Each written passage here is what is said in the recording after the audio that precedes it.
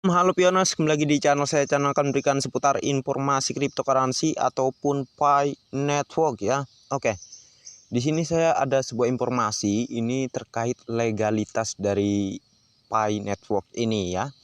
Jadi apa saja nanti penjelasannya terkait legalitas dari Pi Network ini?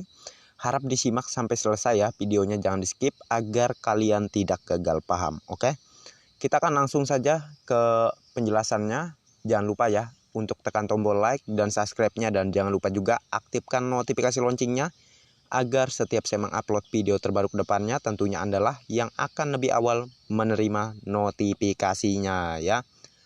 Oke, kita akan langsung saja ke penjelasannya di sini. Harap jangan di skip-skip ya agar Anda tidak gagal paham. 1. Pi bersertifikat ICO 9001. 2. Pi AML anti-money laundering. 3.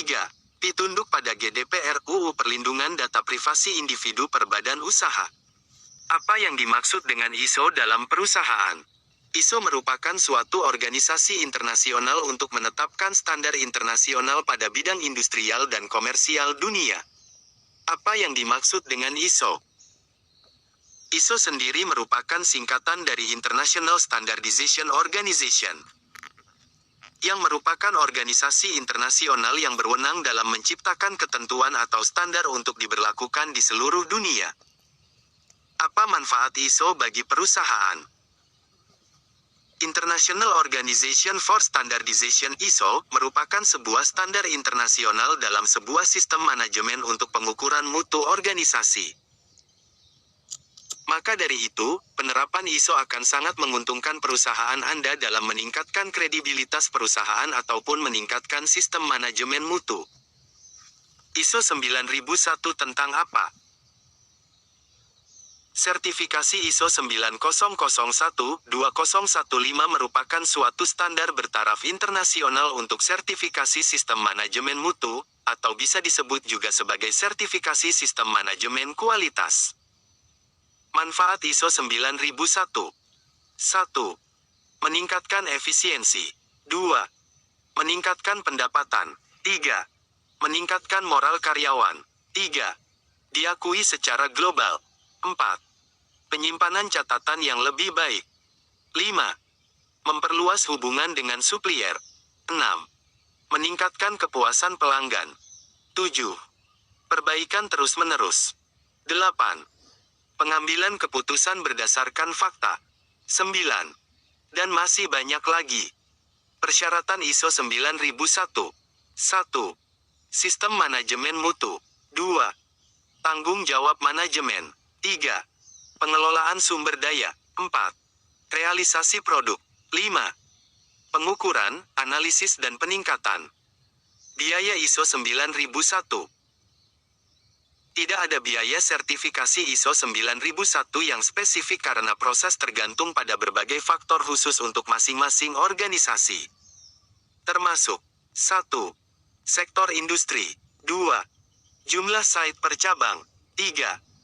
Omset tahunan perusahaan. 4. Jumlah pekerja. 5. Akreditasi yang dibutuhkan. Manfaat ISO 9001. Sistem Manajemen Mutu ISO 9001 2015 akan membantu merampingkan proses, mengurangi kesalahan, dan meningkatkan komunikasi internal. Perusahaan yang mengadopsi pendekatan ini mendapat manfaat seperti meningkatkan moral karyawan, meningkatkan retensi pelanggan dan pendapatan yang lebih menguntungkan. Berapa lama untuk mendapatkan sertifikasi ISO 9001? Proses ini dapat memakan waktu hanya 60 hari dari konsultasi pertama dengan spesialis ISO kami hingga sertifikasi. Namun, ini tergantung pada ukuran dan kompleksitas organisasi. Apa itu anti-money laundering? Anti-money laundering (AML) mengacu pada seperangkat hukum, peraturan, dan prosedur manajemen risiko yang dimaksudkan untuk mencegah penyamaran dana yang diperoleh secara ilegal sebagai pendapatan yang sah. Kepatuhan Peraturan Perlindungan Data Umum (GDPR) saat menggunakan layanan AWS. Peraturan Perlindungan Data Umum GDPR Uni Eropa melindungi hak dasar atas privasi individu dan perlindungan data pribadi Uni Eropa (UE). Peraturan Perlindungan Data Umum GDPR mencakup persyaratan tangguh yang akan meningkatkan dan menyelaraskan standar untuk perlindungan data, keamanan, dan kepatuhan. Apa tujuan Peraturan Perlindungan Data Umum GDPR? GDPR dipandang sebagai solusi atas perlindungan data publik di internet sehingga mendorong pengendali data, seperti media sosial untuk lebih waspada dalam melindungi data milik subjek data pengguna. Kenapa data pribadi harus dilindungi? Lantas mengapa data pribadi seseorang harus dijaga kerahasiaannya, baik oleh individu maupun perusahaan? Berikut ulasannya. Mengutip laman kominfo.go.id, disebutkan bahwa perlindungan data pribadi dilakukan untuk tujuan menjamin hak warga negara atas perlindungan diri pribadi. Jadi bagaimana menurut Anda? Apakah benar ini sebagai legalitas dari P-Network, atau tidak? Silahkan tulis pendapat Anda di kolom komentar ya. Untuk Anda yang ingin gabung di P-Network, link sudah kami sediakan di kolom deskripsi. Penjelasan selanjutnya akan dilanjutkan oleh admin Yusuf Denata. Silahkan disimak. Oke, jadi itu tadi ya penjelasannya. Bagaimana menurut kalian? Apakah kalian punya pendapat lain terkait informasi ini? Karena ini saya mendapatkan dari salah satu grup saya ya, yang mana dia mengatakan bahwa ini juga dia dapatkan dari teman-teman yang lain gitu ya, terkait informasi ini. Mungkin Anda ada informasi lain terkait ini ya, silahkan komen di kolom komentar, berikan tanggapan Anda, oke?